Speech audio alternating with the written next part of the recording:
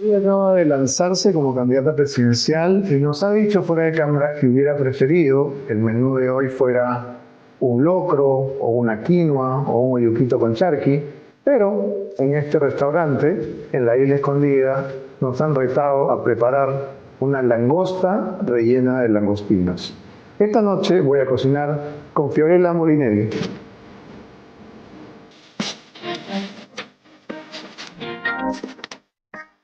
La verdad, nunca he cocinado langosta, la he comido en el norte de nuestro país, que es rico en los recursos marítimos, pero acepto el desafío. Mi intuición y mi olfato me dice que no es tan complicado, su mantequillita, su ajo, su toque de perejil, sal, pimienta, un plato sencillo, por eso he aceptado el desafío, pero sí, para la próxima, Beto, invítame a cocinar pues un buen caucao, un oyuquito con charqui, hasta la quinoa y el trigo, que es tan rico.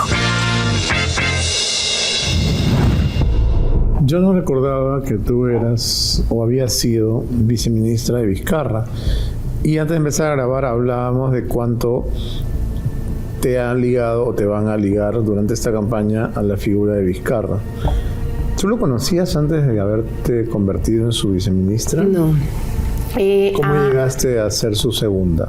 Sí, a ver, te cuento un poco la historia, porque muy pocos saben el detrás de cámaras. Yo entro a ser coordinadora del plan de gobierno de PPK. Me invitan para ver una sección. Cuando llego, no había equipo. Es lo que le pasa a todo el mundo, infla sus proyectos, ¿no? Y yo decía, yo quiero ser parte de este equipo, ¿dónde están? No había nada. Entonces, yo siempre he tenido mucha vocación de construir las cosas y aceptar desafíos desde cero. Comencé a convocar todos los equipos. Teníamos un segundo piso donde trabajábamos. El primer piso de la casa donde estábamos era la parte política. Y el jefe de campaña en un momento pasa a ser Martín Vizcarra, que además llega casi al final, previo a las elecciones. Cuando se propone la plancha presidencial, Meche iba a ser la primera vicepresidenta, y dentro de las personas voceadas, por ejemplo, recordando con la coyuntura, estaba Rómulo Mucho, por ejemplo. ¿Ah, sí? Sí. Ah, mira. Él iba a ser, era uno de los propuestos para hacer plancha presidencial. Y de repente Vizcarra ha dicho que a él lo pusieron porque necesitaban a un marroncito. ¿Por eso lo pusieron? Es parte de... claro, y por eso es que Meche estaba muy, muy enojada, porque ella vino desde México. Dejó su trabajo. Dejó su trabajo con un compromiso de ser la primera vicepresidenta. Y la patearon. Pero en el Perú todavía pensamos que el color es lo que puede terminar marcando la preferencia del electorado. ¿Tú crees que no? Yo creo que no. Yo he trabajado muchísimo. ¿No vas a poner ningún marroncito en tu plancha? No, porque a mí misma me ha pasado esto. Yo tengo 25 años y cuando me asumí el Ministerio de Desarrollo e Inclusión Social, alguien por ahí vino y me dijo, píntate el cabello. ¿En serio? Sí. Y me pareció el acto pintado más hipócrita. ¿Tu cabello es natural? Sí, mi cabello es pintado, pero, pero igual era dejar de ser rubia para dejar que de seas ser tú. más inclusiva. Pero además, lo que la gente tiene que entender es, tú eres tú por cómo conectas con la gente. La gente sabe cuando tú la abrazas sinceramente, cuando tú la besas de verdad, cuando hay una cosa, un gesto sincero. Y a mí nunca me ha costado. Yo he trabajado en el Perú profundo, he llegado a las zonas más olvidadas del país y siempre he sentido el cariño de la gente. Y yo no creo en que una plancha tenga que estar formulada pues para... Como un pantone, ¿no? Como un pantone. Entonces, bueno, llega y proponen a Vizcarra. Ahí es donde recién lo conozco, ya cuando se formaliza la plancha presidencial. Pero teníamos un trabajo independiente porque nosotros éramos los técnicos del plan de gobierno y veíamos cómo estaban los campañeros. Cuando ya termina la elección y se gana, una de las cosas que a mí me habían propuesto, y ese era mi sueño en ese momento, era ser ministra de Energía y Minas, porque yo venía de Ocinarmín. Bueno, al final llega Fernando Zavala, quien iba a asumir el premierato, y me entrevista y me dice, mira, Fiorella, yo ya tengo pensado quién va a ser el ministro de Energía y Minas. Sé que tú tienes ese interés, pero me gustaría que vayas a este otro lugar. Entonces, los lugares que me planteaba eran lugares donde yo ya me había desempeñado. Y le dije, ¿no? Le agradecí, le dije, yo he trabajado por un compromiso por el país. Yo sé qué pasos estoy dando hacia adelante, no tengo ningún apuro. Tranquilo, no hay nada, yo sé esperar mi momento. Y bueno, salí de esa reunión como mucha gente que se siente que ha dado todo. Yo trabajé 1 año y medio completo plan de gobierno y al final me mandaban al banquillo, ¿no? Al banquillo de espera.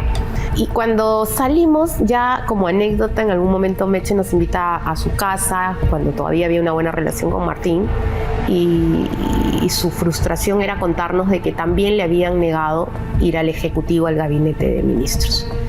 Y entonces cuando la vi mortificada, lo único que me quedó en ese momento fue voltear y decir, pero vemos siempre hay alguien que siempre está en peor situación. Y en ese momento estaba Martín presente y me dice, bueno, pero ¿quién dice que no vas a ocupar un lugar importante? Vente al Ministerio de Transportes, al Viceministerio de Transportes y Comunicaciones. Y así fue como en una cosa de casualidad. ¿En la casa de Meche? En la casa de Meche. Martín Vizcarra iba a la casa de Meche. O sea, se había ganado ya el gobierno y hizo una reunión. Una celebración.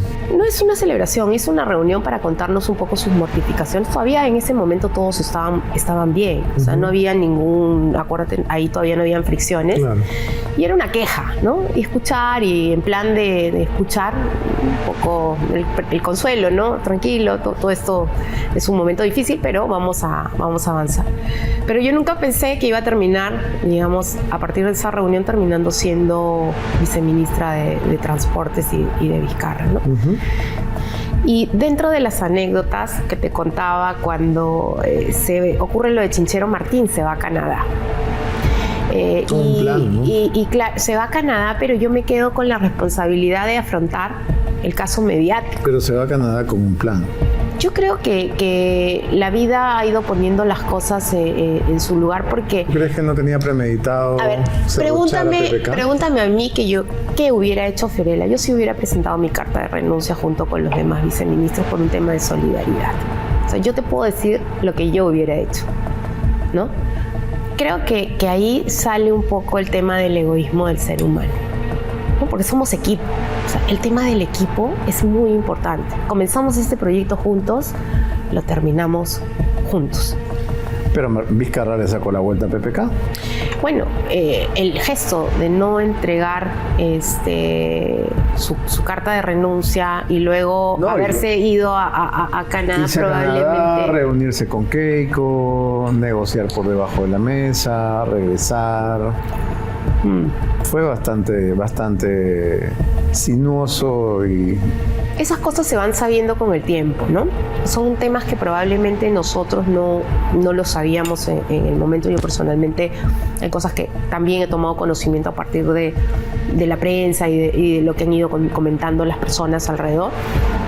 Pero eso no te deja bien como persona. Pero cuando Vizcarra asumió la presidencia, ¿no te hizo ruido? ¿No sentiste lo primero que hice fue presentar mi carta de renuncia. Pedí una cita. En ese momento no me quiso atender. ¿Por qué? Porque su equipo le prohíbe juntarse con nosotros porque era volverse a cargar con el tema de Chinchero, que ya estaba, digamos, sobre los hombros de los demás. Le tenía miedo a Chinchero, ¿no? Y yo creo que hubo metidas de pata por su falta de conocimiento técnico. Créeme, Beto, que si yo salía a explicarlo desde un inicio, lo hubiera explicado más claro que cualquiera. Uh-huh. Y no hubieran habido todas las dudas que se generaron en los medios de comunicación. Te puedo asegurar que la gente que ha trabajado, gente técnica, especializada, de carrera, no de gente pues como los que tenía Castillo, que eran unos sinvergüenzas. O sea, tú los ves, los hueles y sabes que son profesionales de nivel. Uh-huh. Entonces, eso se huele. Eso se huele, se mira, lo ves en la calidad del trabajo. Me traes a la memoria con el tema Chinchero, y eso es algo que no estaba en mis notas, pero en aquella época se hizo público el famoso audio de Thorne, Vizcarra y Zavala, uh-huh, en el cual se escuchaba al ministro de Economía diciendo: Si sale chinchero, todo nos va bien, pero si no sale chinchero, todo se va un poco al diablo. ¿Qué tal, mi querido Contralor? Pues se puso en el ojo la tormenta usted, ¿no? ¿Ah? Lo he visto más angustiado que otros días. ¿Por qué? ¿Qué pasa? Preocupado por cómo va. Ahora todo depende de usted. Si pasa chinchero, nos va bien. Si se baja chinchero, no va, pero mal. ¿A qué se refería? Beto, mi reflexión es la siguiente. Los técnicos, porque yo estaba en ese momento de viceministra, tenemos que pagar la responsabilidad inmediata de los ministros o de los políticos que se van de boca, porque ninguno de ellos hoy en día tiene un proceso. O sea, se inició un proceso de acusación por el tema de Chinchero que hoy se sabe. Acuérdate que el Tribunal Internacional acaba de decir que la adenda fue válida, fue correcta, fue lo legal. Pero ¿sabes lo que es más triste, Beto? Que el Perú hoy día tiene que devolverle a la empresa casi 350 millones de soles, 91 millones de dólares, por haber caducado ilícitamente la adenda. Y eso es lo que yo le digo a todos los políticos. A veces uno toma decisiones por el miedo, la presión mediática, el Congreso, pero uno tiene que voltear y ver qué es lo técnicamente correcto. ¿Por qué? Porque en el tiempo pasan los años y cuando un tribunal internacional dice, Perú, te equivocaste, hiciste mal, quien paga la factura son todos los peruanos. ¿Y eso qué significa? Más pobreza, menos hospitales, menos escuelas, porque le estás quitando el presupuesto importante al país. Y ahí yo responsabilizo directamente a la Contraloría General de la República, porque nace de un informe mal hecho de la Contraloría, que además, claro, siempre uno adorna con la parte mediática, los audios que terminan siendo anécdotas que hacen crecer digamos, la noticia, pero lo que sí te puedo decir es que desde el punto de vista técnico hubo profesionales muy sólidos, incuestionables. Por ejemplo, el exdirector del MEF hoy día es el principal director para América Latina de asociaciones público-privadas. O sea, el mundo, la América Latina lo demanda como principal profesional. Y hoy está castigado también con una acusación, a pesar de que hay un CIADI, un arbitraje internacional para hablar más sencillo, ganado, ¿no? Y tenemos que pasar igual por todo ese trance y esperar pacientemente porque sabemos que eso no tiene ninguna justificación. Pero es parte de la política, es parte de entrar a este terreno. Yo he pasado por momentos muy difíciles, pero siento que si no hubiera pasado por esos momentos no hubiera crecido. Beto, qué vivo, me ha dejado sola, pues no, yo creo que el olorcito no le gusta aquí, ¿no? Pero acá la cancha nos supera, así que voy a limpiar, acepto el desafío también de limpiar solita los camaroncitos que están fresquitos y listos para nuestro plato del día. La verdad es que la parte de la vueltita esta siempre me lleva un poco de carne. Ah, pero ¿qué es su secretito? Pues Beto. ¿Cuál es? Primero, ¿Cuál es? vamos a hacerlo rapidito, a ver.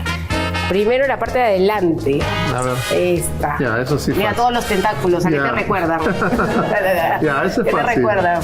Pero ¿Los tentáculos chiquitos. de quién No, son? los de la langosta me recuerdan. Ah, Ya, ¿cómo la haces? cola luego sale al toque y luego el el cuerpito. chef dijo que primero era el costadito y luego la cola. Ah, bueno, cada uno tiene ¿Sí o su no? secretito. ¿Sí o Pues no? Beto, así vamos avanzando rápido. Ya, La dijo- cabecita con los tentáculos, así como los políticos cuando se quieren aferrar al poder, saludando. 200 gramos es un montón, ¿ah?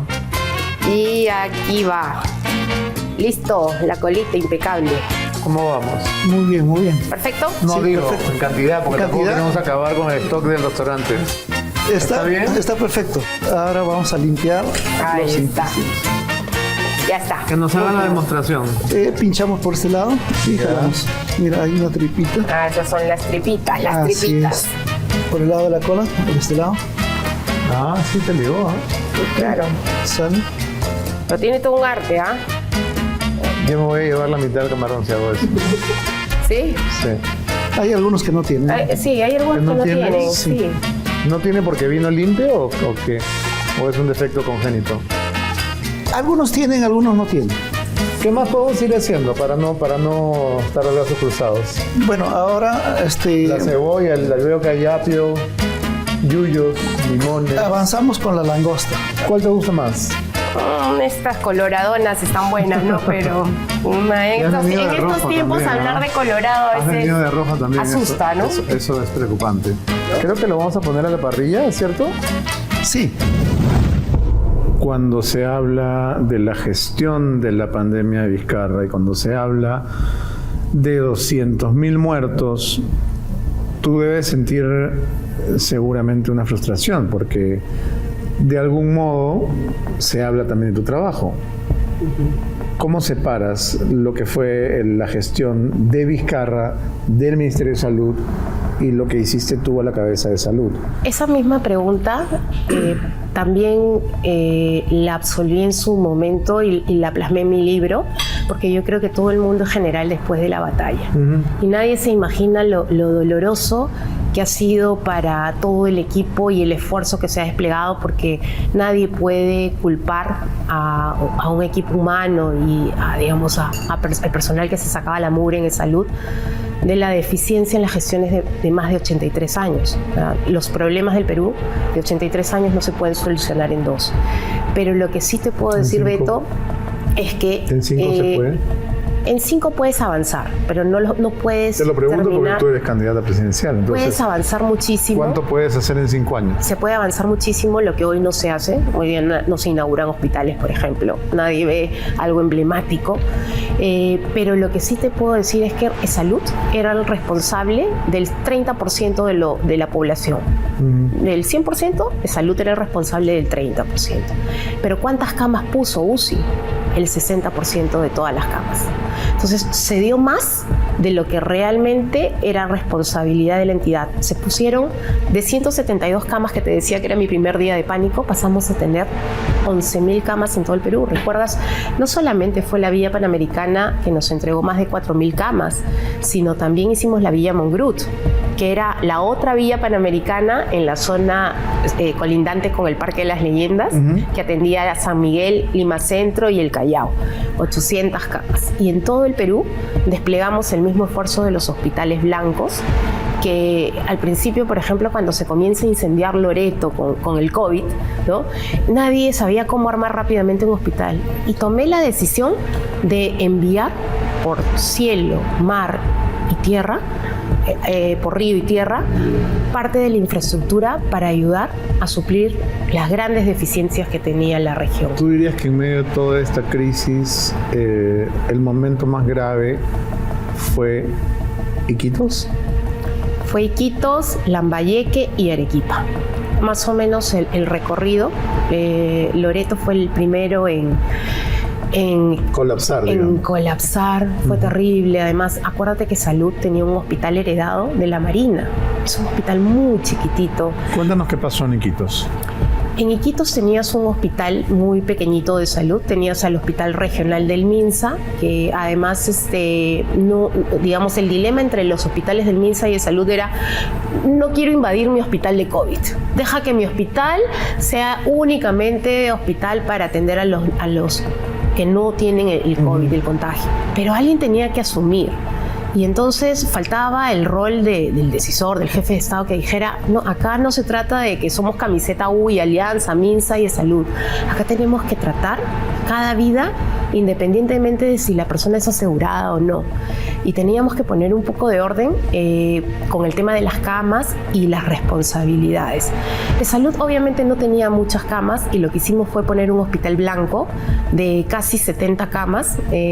Llevamos a personal. Lo que más me gustó fue ver cómo se subían a los aviones los médicos jóvenes. Me traía la foto de las mujeres tacneñas cuando salían a defender su zona limítrofe. Aquí era como los jóvenes dejaban sus familias sin la mucha experiencia que puede tener un adulto ya experimentado, digamos, un adulto que ya ha recorrido todas las enfermedades, y estaban dispuestos a enfrentarse a la guerra, porque era una guerra, a dejar a sus familias, y se subían a los aviones flameando sus banderas, orgullosos de lo que estaban haciendo, y de verdad superaron cualquier tipo de miedo que toda persona tenía en ese momento. Pero el otro lado de esa medalla eran los médicos que se enfermaban en Iquitos y que el gobierno no quería traer a Lima.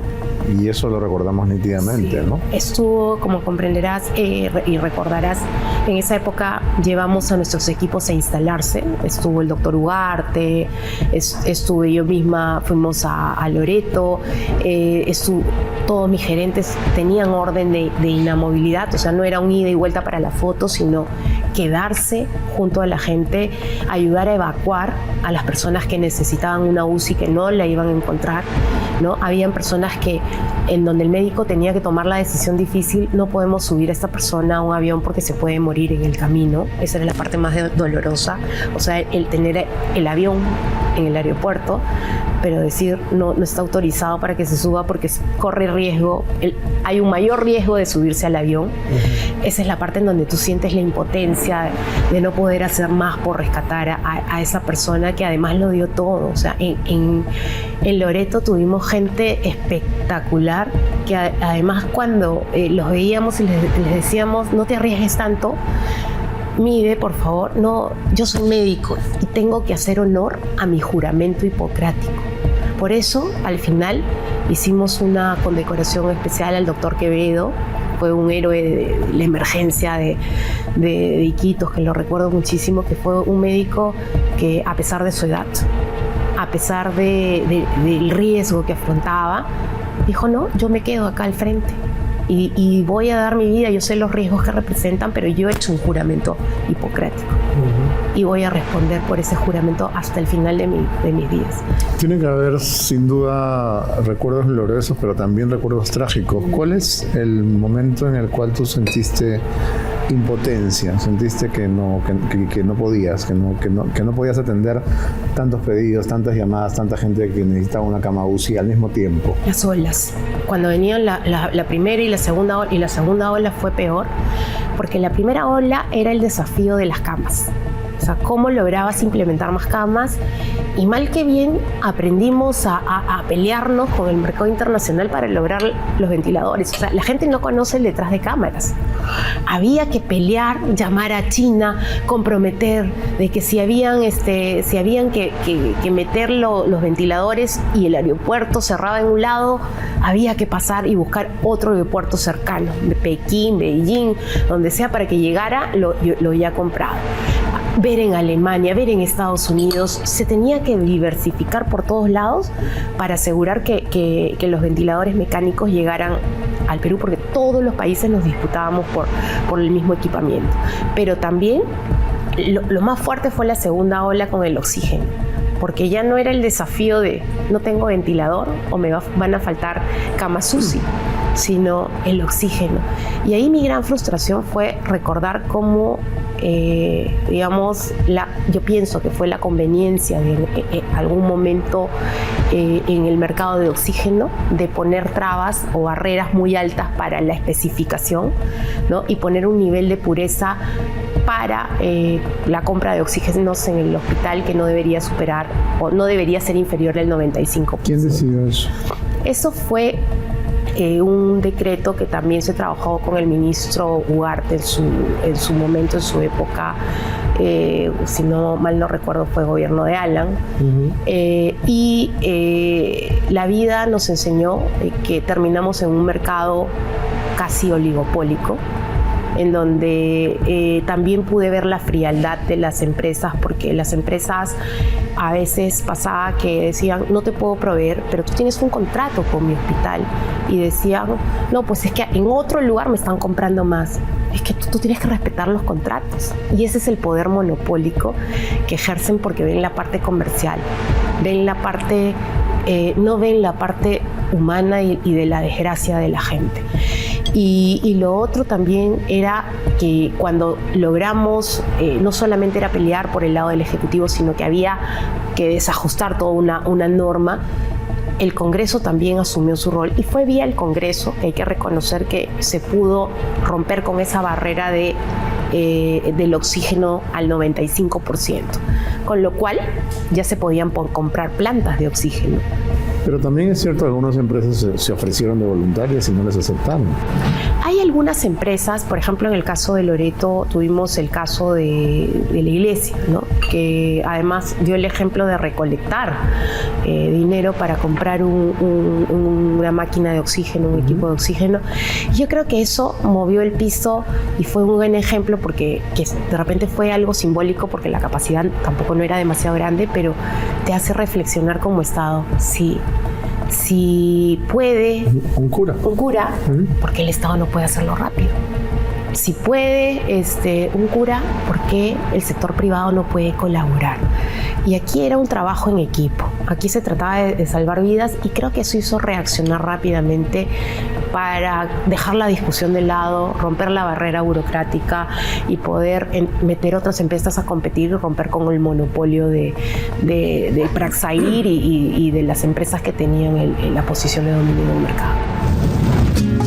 Hoy día tenemos que aprender un plato nuevo porque ni tú ni yo, creo, hemos hecho langosta rellena de langostinos. No hemos hecho, pero creo que por olfato nos vamos a defender. Yo te decía que me parece la idea como de una langosta embarazada, ¿no? Vamos a... Langosta con langostinos adentro. Sí, pues es todo un menjunje, ¿no? Sí, es una langosta pensando mamífera. en la langosta y como tu programa es Políticos a la Olla, trataba de hacer la asociación entre la langosta y los políticos. Si tú recuerdas la langosta, primero los colores, ¿no? Cambia de color. Cambia de color, tiene un color azul verdoso. Pero cambia de color con el calor. Y a veces marrón. Claro. Los políticos a veces con el calor. suelen ser camaleónicos, mutan de partido, de camiseta. Tienen antenas para tenazas, chapar el poder, ¿no? Para aferrarse el poder. Sí, claro. Sí. Tienen muchas similitudes, es cierto. Pero además, Beto, estaba leyendo, la langosta era un plato que en el siglo XIX, en la zona costera de Nueva Inglaterra, era un plato que se lo daban a la gente muy humilde, a los agricultores. Pero con el tiempo la demanda comenzó a crecer y se volvió un plato exclusivo y de lujo. Mira tú. Todo lo que hace un incremento en la demanda. Bueno, de hecho, muchos de los platos que comemos también en la comida peruana comenzaron como comida de esclavos. No solamente de pobres, sino de esclavos. Cierto. Los anticuchos, ¿no? La chanfainita, el rachi, y ahora la sangrecita. Totalmente. Y ahora es un gourmet. Ahora vas a un restaurante de Gastón y te sirven eso. Son los platos bandera del Perú, ¿no? Sí, claro. Cierto. Todo depende del arte con que lo prepares. Todo depende de las manos. Sí, pues, no importa la humildad del insumo, sino qué haces con él. Y mi mamá decía siempre que ponerle sabor, bailando, poniéndole alegría. Cuando uno le pone alegría, sí, yo creo que los platos cuando tú los haces con amor, con alegría y un poco le pones la sazón. En la casa de nosotros, depende la cocina además es una fiesta familiar. O sea, en mi caso, por ejemplo, es el único momento en donde a mí me encanta porque reúno a mis hijos. ¿Qué edades tienen? Tengo de 22, la mayor, la segunda de 17 y el último de 12. Y a los tres les encanta cocinar. Ahora, este plato que vamos a hacer, ni tú ni yo no lo hemos hecho antes. Entonces, las posibilidades de desastre son altas, ¿no? Sí, pero creo que vamos a sobrevivir. Confianza, sí podemos. Y en todo caso, si no nos sale bien, pues hacemos un ceviche que nos saca del apuro. Podríamos. Esto es una pescadería, así que debe haber un montón de pescado. Piensan que no sabemos mucho cocinar, porque hasta donde mi olfato me dice una langosta es, creo que un poquito de, corríjame si me equivoco, perejil, ajo, mantequilla y ya está. No hay mucha ciencia. Se han subestimado. Algunos le echan un poquito de pisco, creo, para darle un toque. Bueno, vamos a ver cuál es el secreto de la casa. Vamos a verlo. Lo que sí hay que tratar es que el tiempo de cocina nos permita terminar de conversar, porque si no el programa sale muy cortito. Creo que nos va a alcanzar el tiempo. Bueno, vamos a la cocina. Gracias.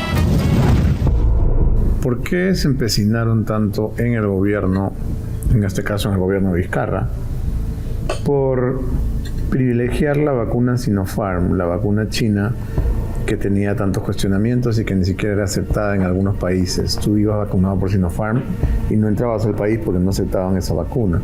Esa fue la vacuna que se escogió para los peruanos. ¿Qué sabes de eso? Sí, a ver, creo que ahí hay que ser, en ese aspecto, someternos a la parte técnica. Tenías un equipo técnico conformado principalmente por la gente del Ministerio de Salud, que es el ente rector y el responsable del sistema, pero que trabajaba de la mano con la Cancillería para ver qué espacios nos podían abrir en la cola, porque todos los países querían ser los primeros en acceder a la vacuna. Y tenías AstraZeneca, tenía Pfizer, tenía Sinopharm, y no todas ofrecían poder poner las vacunas en Perú en el mismo plazo.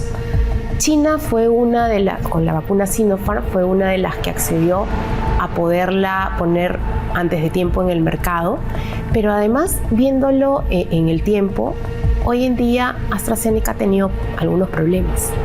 En el mercado Pfizer también no se conoce mucho de los efectos secundarios de la vacuna china, no la quiero defender.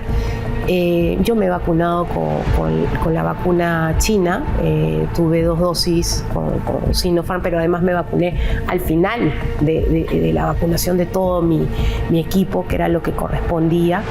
Y creo que lo más importante era, más allá de qué marca, era cuál ofrecía llegar, digamos, con las condiciones de calidad en ese momento rápidamente al mercado. ¿Confiabas entonces en la calidad de Sinopharm? Yo me he vacunado, si no hubiera confiado no lo hubiera hecho, ¿no? Por lo menos no conozco hasta el día de hoy que hayan efectos adversos, como sí ha sucedido, por ejemplo, con AstraZeneca, que es de público conocimiento, ¿no? Lo que sí estuvo mal, Beto, y lo digo directamente, es que se aproveche un espacio experimental para meter en la cola a funcionarios del gobierno, incluyendo al expresidente Vizcarra, ¿no? Y la ministra Massetti, que además yo personalmente cuando le pregunté me dijo que no. Y luego, sí, le pregunté. Y luego salió en la lista de los vacunados y para mí fue una gran decepción porque pude conocer de cerca la hipocresía de la gente. O sea, porque también, ¿no? Además salió como héroe de la pandemia y son falsos héroes, ¿no? Pero además hay un problema básicamente moral, ¿no? Ético, porque yo creo que Sagasti, por ejemplo, no tuvo ningún inconveniente y se discutió junto con el equipo del plan de vacunación. ¿Cómo están haciendo los presidentes? Son los mandatarios, tienen que viajar, salir, exponerse. Bueno, hagámoslo transparente. Cambió el plan de vacunación, hizo explícito ante la sociedad y ante todos los peruanos que dentro del plan le correspondía al presidente vacunarse y se vacunó y se acabó la historia. El problema ético y moral está en hacerlo a las espaldas de las personas, ¿no? Y además porque no fue solamente el presidente y su familia, sino fueron todos los de la argolla, que es algo que desgraciadamente funciona en Lima y es una práctica nefasta, ¿no? Yo me aseguro con mis amigos, con mi familia, con mis allegados, el resto que se muera. Ese es el mensaje que tú dejas. Sí, por supuesto. ¿No? Es tremendo, ¿no? ¿Cómo, vas a anteponer tus intereses personales si tú estás siendo autoridad en tu país? O sea, si tú has asumido entrar a un terreno difícil, que es el servicio público, tienes que dar el ejemplo. Y tienes que predicar, siendo tú el primero en sacrificarte y a tu familia tenerla lo más apartada posible. Me has dicho que te decepcionó saber que la ministra Massetti se había vacunado. ¿Cómo te sentiste cuando te enteraste que Vizcarra se había vacunado? Tremendo. Yo lo he criticado públicamente. Creo que hizo muy mal en vacunarse y en esconderlo.